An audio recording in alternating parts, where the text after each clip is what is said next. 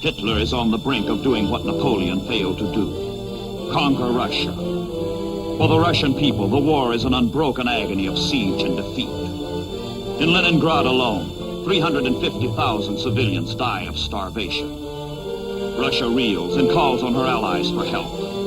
Open a second front, cry the Russians, hoping to divert the German divisions at the gates of Leningrad, of Moscow, of Sevastopol, of Stalingrad. The German guns keep pounding.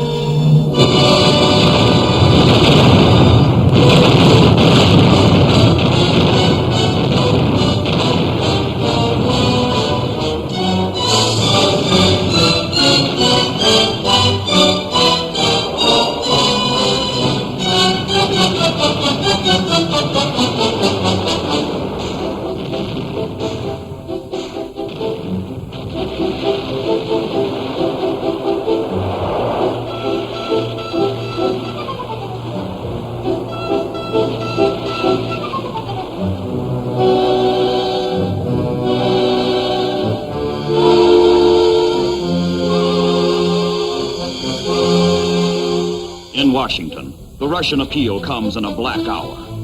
Everywhere there is victory for the Axis. Nowhere can the democracies do more than hold their own. Action, bold, decisive action, can no longer be delayed. Roosevelt and Churchill must strike. But where? How? The statesmen of democracy ponder the issues and decide. Invasion, a second front. The orders go out to America, to England. The transatlantic planning begins. Target, top secret. In England, General Eisenhower, newly appointed American commander for Europe, directs the overall strategy. The United States has been at war only a few months, and her means as yet are limited. The Marines on Guadalcanal need all they can get. But the pressure of events is inexorable. The Allies cannot wait, and time will not wait.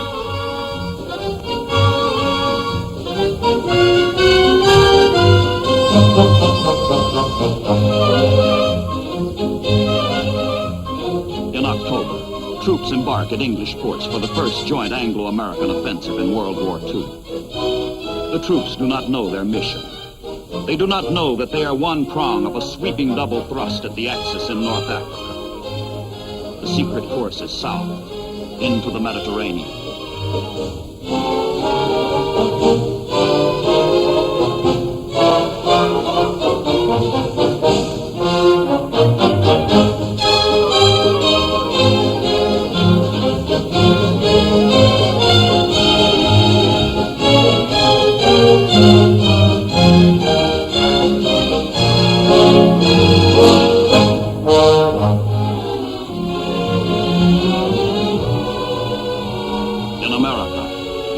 Of the assault is hurriedly forged at East Coast forts, where untried and untested troops, fresh from civilian life, are brought together for the greatest amphibious operation yet attempted.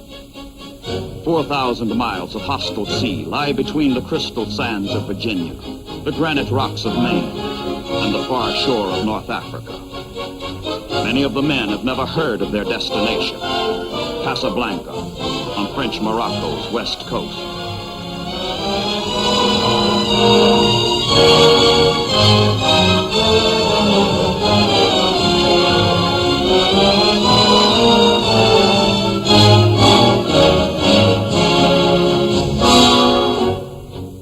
Most of the troops have never been to sea before, and half the young sailors of the convoy are sailing the ocean for the first time. The Allies hope to trump some Axis tricks in a bold move which skeptics call premature. The chances of success are rated no better than 50-50.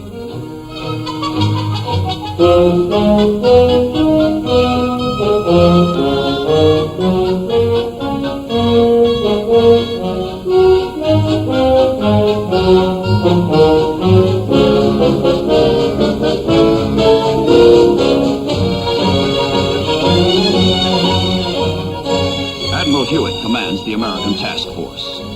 Rumors circulate that the ships are headed south for maneuvers. But Task Force 34 is in deadly earnest. The operation is christened Torch, And on these men and ships falls the job of lighting the torch and keeping it burning.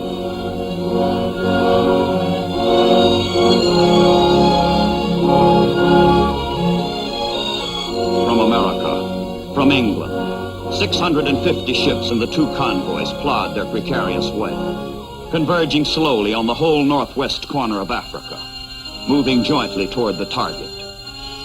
Zigzagging past the submarine packs by day, steaming straight by night, the ships make the longest voyage ever ventured by an amphibious force. Get the soldiers across the vast and perilous sea safely. Land them on the barren and uncertain beaches safely. That is the sailor's job.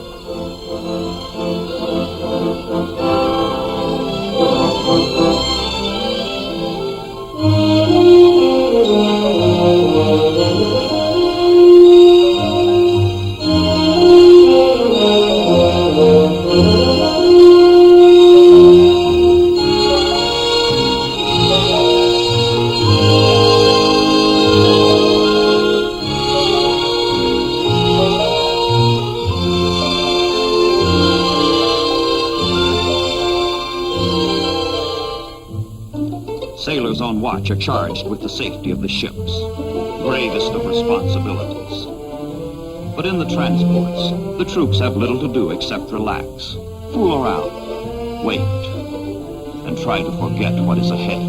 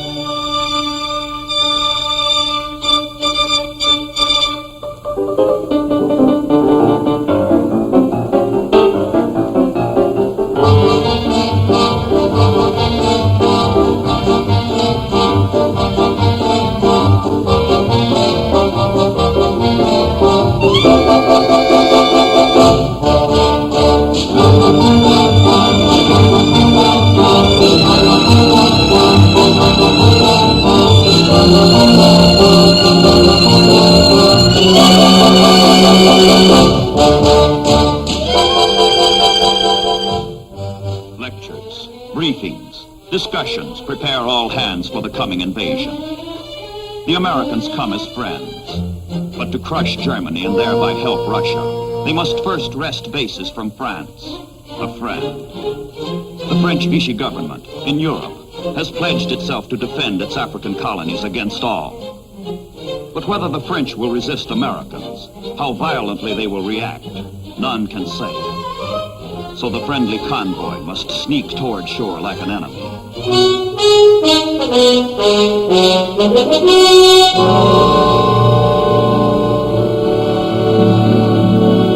Now the convoy lies off the coast of High Barbary.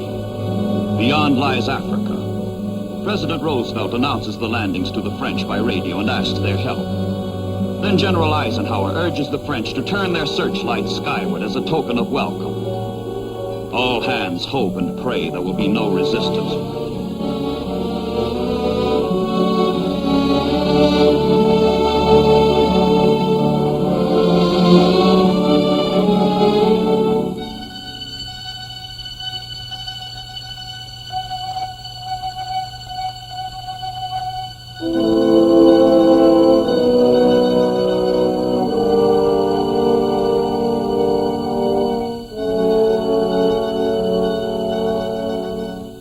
H hour comes in the hazy dawn of November 8th, 1942. The troops go ashore, still uncertain whether they will be welcomed or resisted, embraced or shot.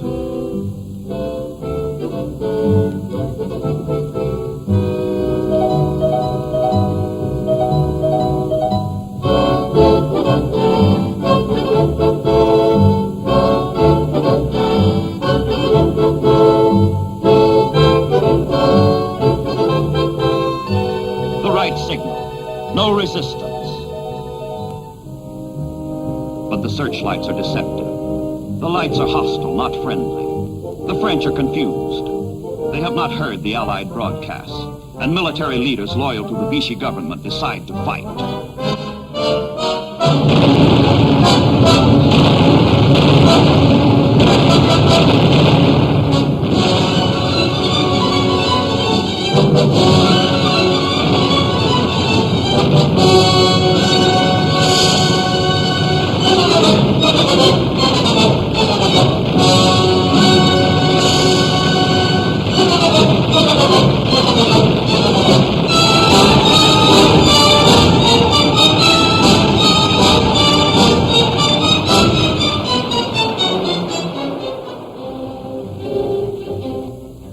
For the landing troops, no doubt remains now. They will be resisted. The shores are hostile. The French are fighting. But the assault proceeds as planned, and the troops head for shore on either side of Casablanca, the target. And lying at anchor in the harbor of Casablanca, more trouble. Ships of the French Navy.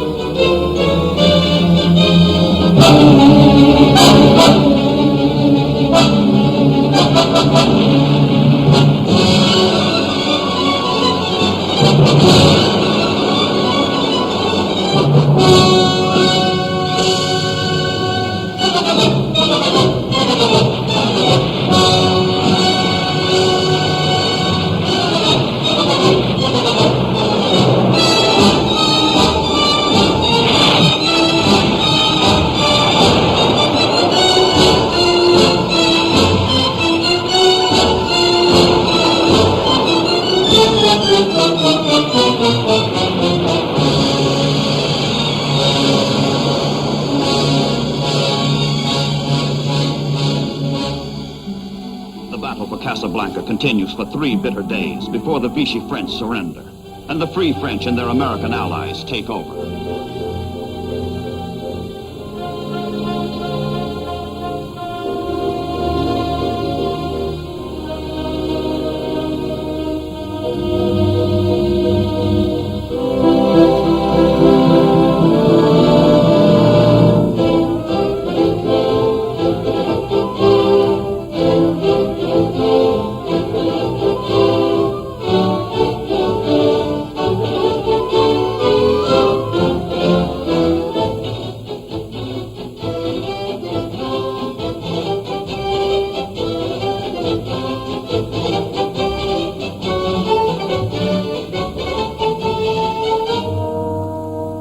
Casablanca's harbor, a major prize. But the victory is not without sorrow. Americans and French who have fallen fighting one another are buried side by side.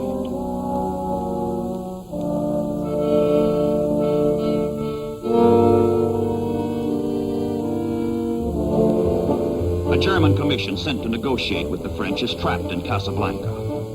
This, says the general who heads the delegation, is the worst setback to German arms since 1918.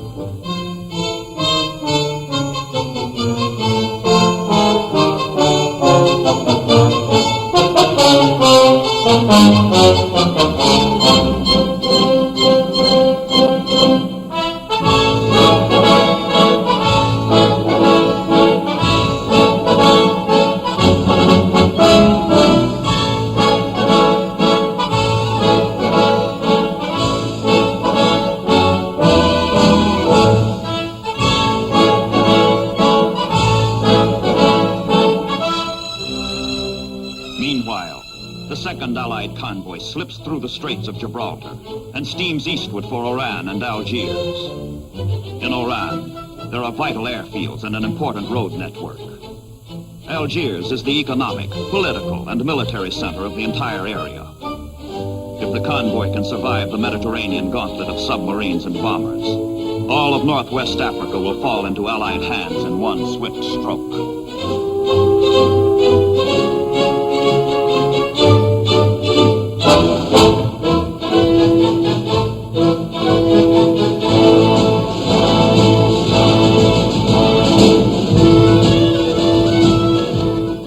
With some help from the French, the tactics work.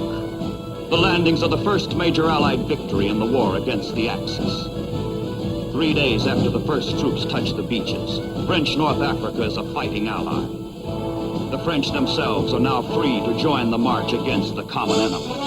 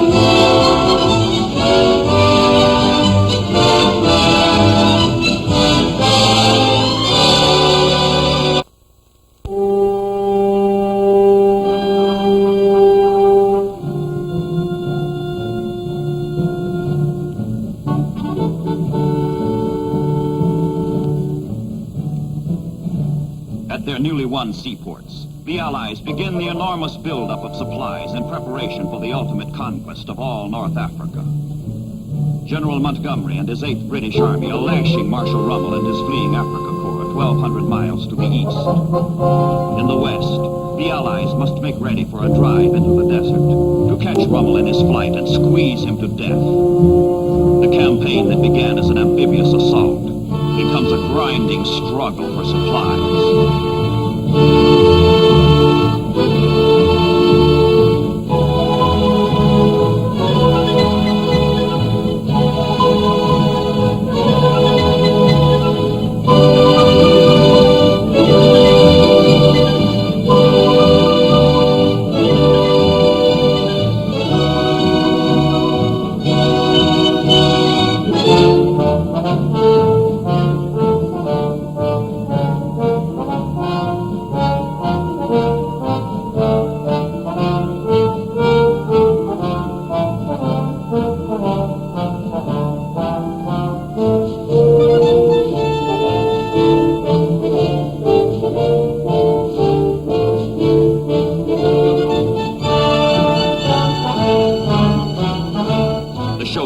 Mediterranean is on.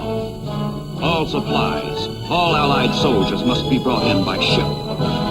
The campaign depends on the ports and the navies that control them.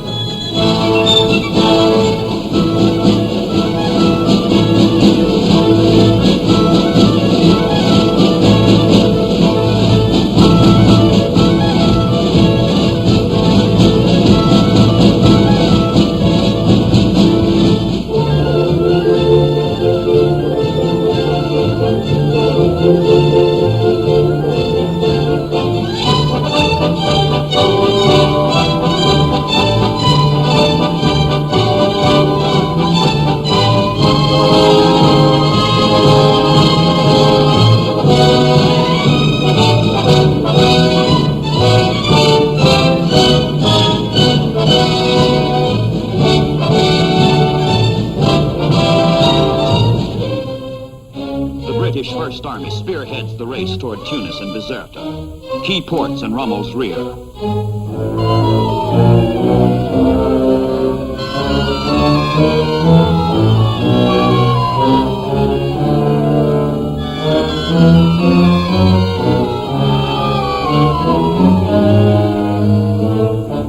But the Desert Fox and his unbroken Africa Corps reach Tunisia first, checking the Allied move and nullifying the chance for a quick German defeat. Rommel's dream of taking Suez is shattered, but the Nazis still have a firm grip on North Africa. They will not let go. Into Tunisia, across the Mediterranean narrows from Sicily, the Axis High Command sends streams of transport planes to reinforce Rommel. Swiftly, efficiently, the Axis begins its own build-up to counter the Allies.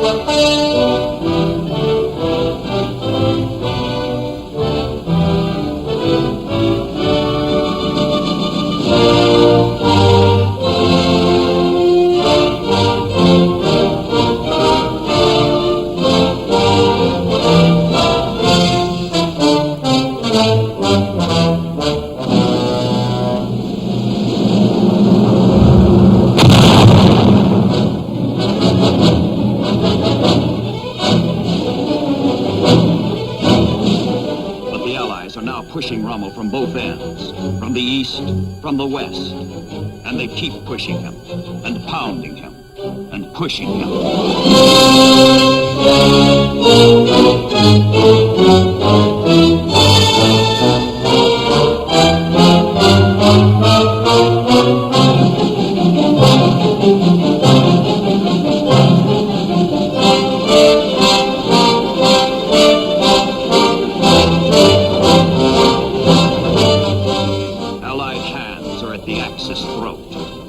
The pincers close.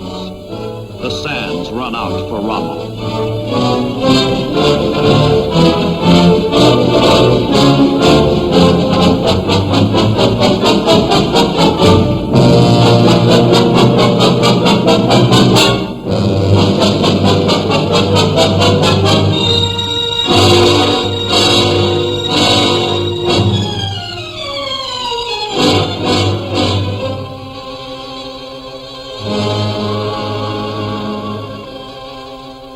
Death of the Africa Corps. End of the Axis in Africa. Defeated in the Mediterranean on sea and the sand. Its obituary is written in the names of supply ports which it could not hold, which marked the road to disaster. Alexandria, El Alamein, El Daba, Mersa Matruh, Sidi Barani, Saloum, Bardia, Tobruk, Gazala, Derna, Benghazi, El Agheila, Sirte, Guerat, Misurata, Homs, Tripoli, Sfax, Sousse, Cape Bon, Tunis, Bizerta.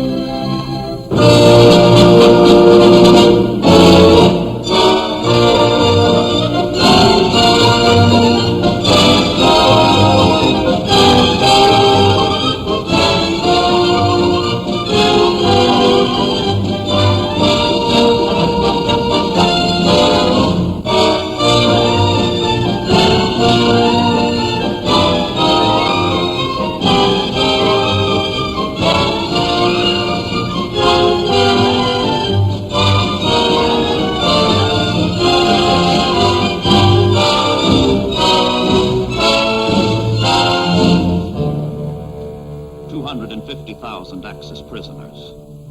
With the 300,000 additional Germans lost at Stalingrad, the face of fascism shows the first furrows of defeat. It is not yet the beginning of the end, but it is the end of the beginning.